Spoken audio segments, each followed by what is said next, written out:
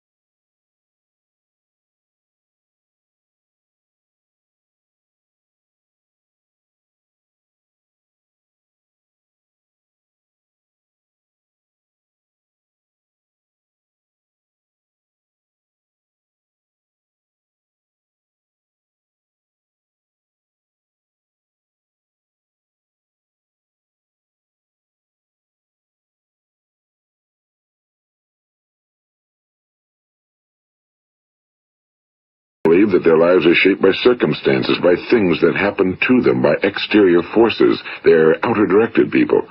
A survey was made one time that covered a lot of men, working men, and these men were asked, "Why do you work? Why do you get up in the morning?" 19 out of 20 had no idea. If you ask them, they'll say, "Well, everyone goes to work in the morning, and that's the reason they do it, because everyone else is doing it." Now let's get back to our definition of success. Who succeeds? The only person who succeeds is the person who is progressively realizing a worthy ideal. He's the person who says, "I'm going to become this," and then begins to work toward that goal. I'll tell you who the successful people are. A success is the school teacher who's teaching school because that's what he or she wants to do. The success is the woman who's a wife and mother because she wanted to become a wife and mother and is doing a good job of it. The success is the man who runs the corner gas station because that was his dream. That's what he wanted to do. The success is the successful salesman who wants to become a top-notch salesman and grow and build with his organization. A success is anyone who is doing deliberately a predetermined job because that's what he decided to do deliberately. But only 1 out of 20 does that. That's why today there isn't really any competition.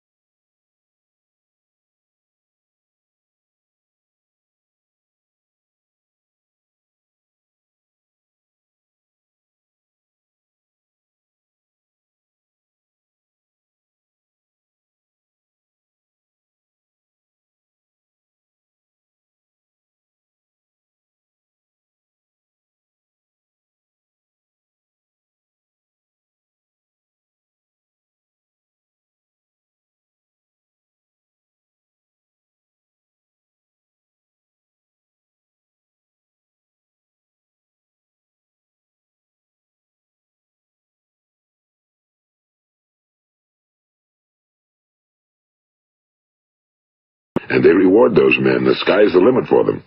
But how many can you find? Someone once said the human race is fixed, not to prevent the strong from winning, but to prevent the weak from losing. The American economy today can be likened to a convoy in time of war. The entire economy is slowed down to protect its weakest link, just as the convoy had to go at the speed that would permit its slowest vessel to remain in formation. That's why it's so easy to make a living today. It takes no particular brains or talent to make a living and support a family today. So we have a plateau of so-called security, if that's what a person's looking for. But we do have to decide how high above this plateau we want to aim. Now let's get back to the strangest secret in the world, the story that I wanted to tell you today. Why do men with goals succeed in life and men without them fail? Well, let me tell you something which, if you really understand it, will alter your life immediately. If you understand completely what I'm going to tell you from this moment on, your life will never be the same again. You will suddenly find that good luck just seems to be attracted to you. The things you want just seem to fall in line, and from now on you won't have the problems, the worries, the gnawing lump of anxiety that perhaps you've experienced before. Doubt, fear, well, they'll be things of the past. Here's the key to success and the key to failure.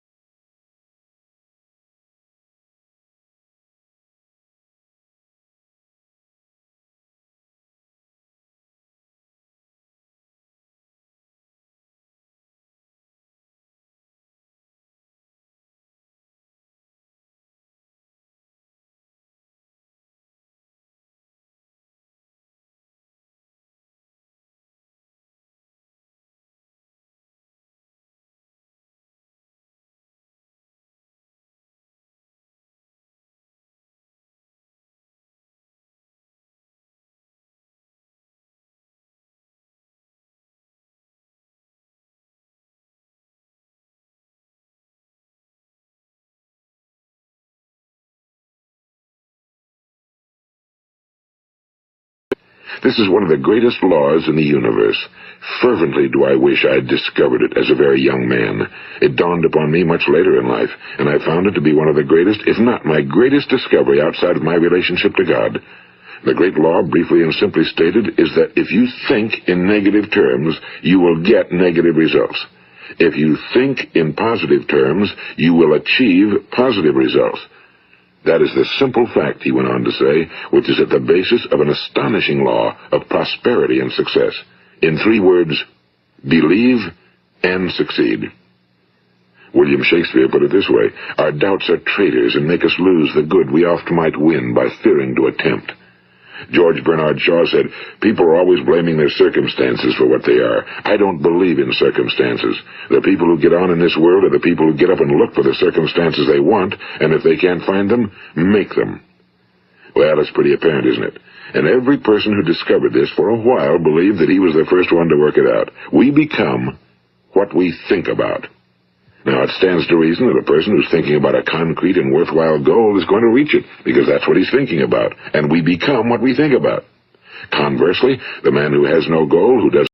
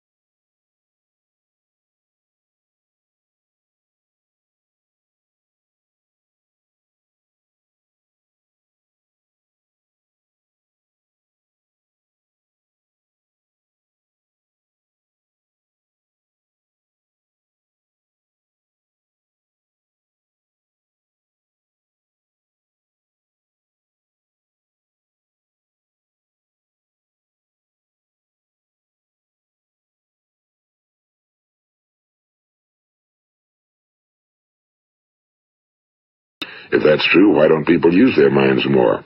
Well, I think they figured out an answer to that one, too. Our mind comes as standard equipment at birth. It's free, and things that are given to us for nothing we place little value on. Things that we pay money for, we value. The paradox is that exactly the reverse is true. Everything that's really worthwhile in life came to us free. Our minds, our souls, our bodies, our hopes, our dreams, our ambitions, our intelligence, our love of family and children and friends and country, all these priceless possessions are free. But the things that cost us money are actually very cheap and can be replaced at any time. A good man can be completely wiped out and make another fortune. He can do that several times. Even if our home burns down, we can rebuild it. But the things we got for nothing, we can never replace. The human mind isn't used because we take it for granted. Familiarity breeds contempt. It can do any kind of job we assign to it, but generally speaking, we use it for little jobs instead of big, important ones. Universities have proved that most of us are operating on about 10% or less of our abilities. So decide now, what is it you want? Plant your goal in your mind. It's the most important decision you'll ever make in your entire life. What is it you want? Do you want to be an outstanding salesman? A better worker at your particular job?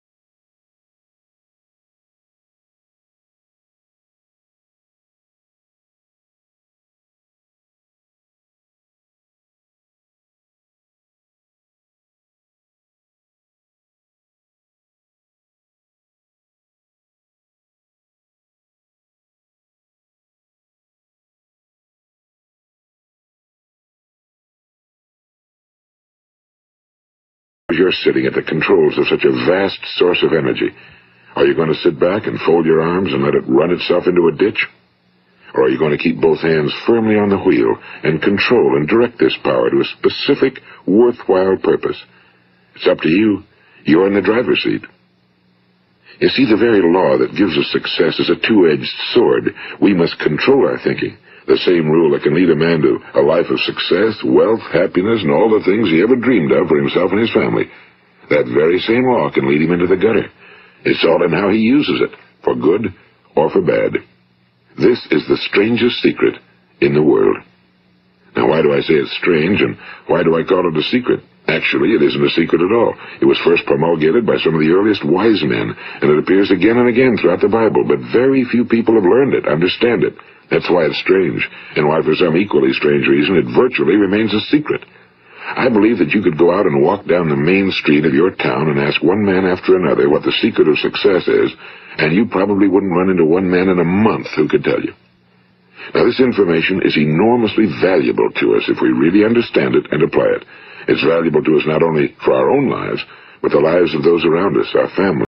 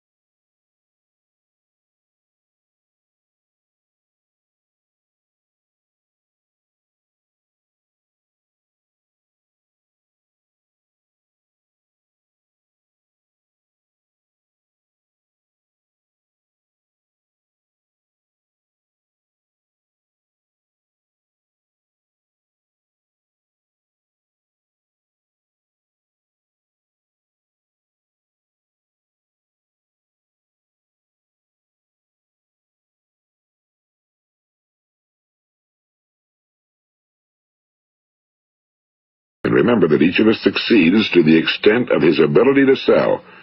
Selling our families on our ideas, selling education in schools, selling our children on the advantages of living the good and honest life, selling our associates and employees on the importance of being exceptional people. To, of course, the profession of selling itself. But to be successful in selling our way to the good life, we must be willing to pay the price. Now, what is that price? Well, it's many things. First, it's understanding emotionally, as well as intellectually, that we literally become what we think about, that we must control our thoughts if we're to control our lives. It's understanding fully that as ye sow, so shall ye reap. Second, it's cutting away all fetters from the mind and permitting it to soar as it was divinely designed to do. It's the realization that your limitations are self-imposed and that the opportunities for you today are enormous beyond belief. It's rising above narrow-minded pettiness and prejudice. And third, it's using all your courage to force yourself to think positively on your own problem, to set a definite and clearly defined goal for yourself, to let your marvelous mind think about your goal from all possible angles, to let your imagination speculate freely upon many different possible solutions, to refuse to believe that there are any circumstances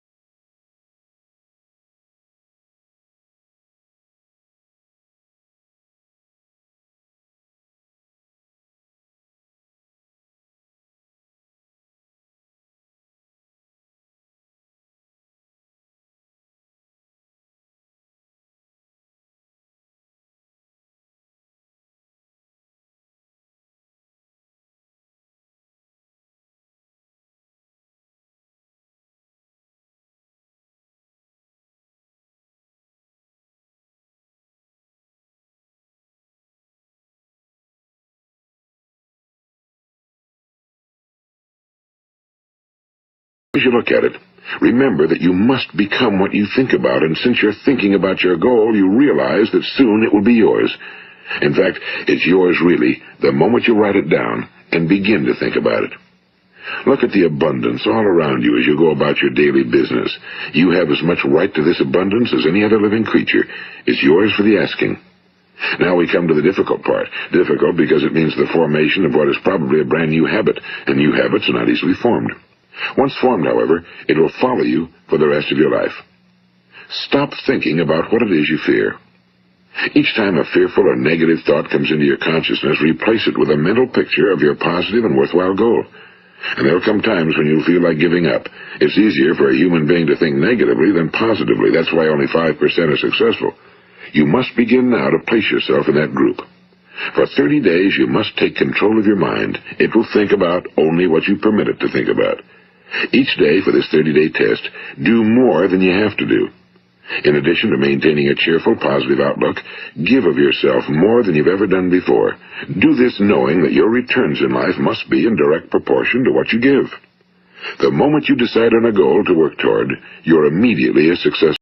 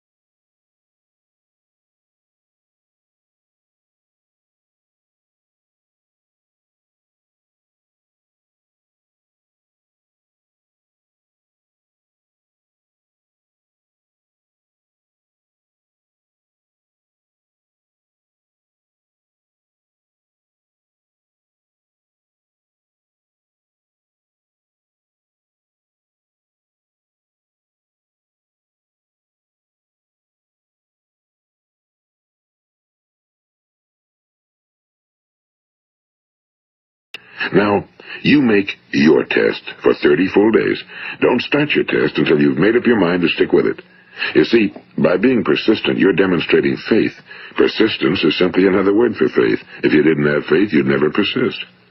If you should fail during your first 30 days, by that I mean suddenly find yourself overwhelmed by negative thoughts, you've got to start over again from that point and go 30 more days.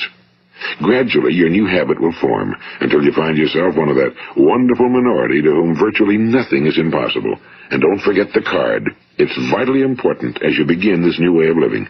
On one side of the card, write your goal, whatever it may be. On the other side, write the words we've quoted from the Sermon on the Mount. Ask, and it shall be given you. Seek, and ye shall find. Knock, and it shall be opened unto you. Nothing great was ever accomplished without inspiration. See that during these crucial first 30 days, your own inspiration is kept at a peak. And above all, don't worry. Worry brings fear, and fear is crippling. The only thing that can cause you to worry during your test is trying to do it all yourself.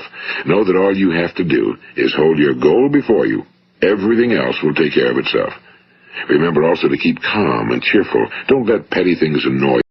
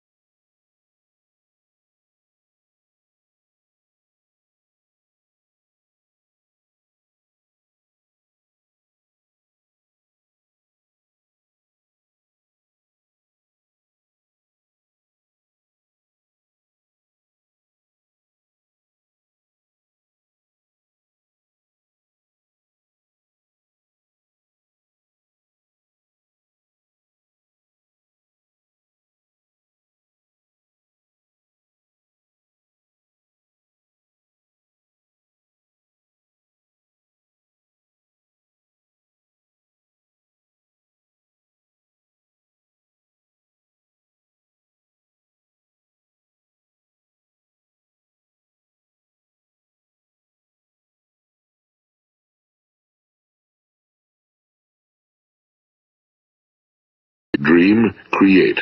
Do this and you'll find there's no limit to the prosperity and abundance that will come to you. Prosperity, is founded upon a law of mutual exchange.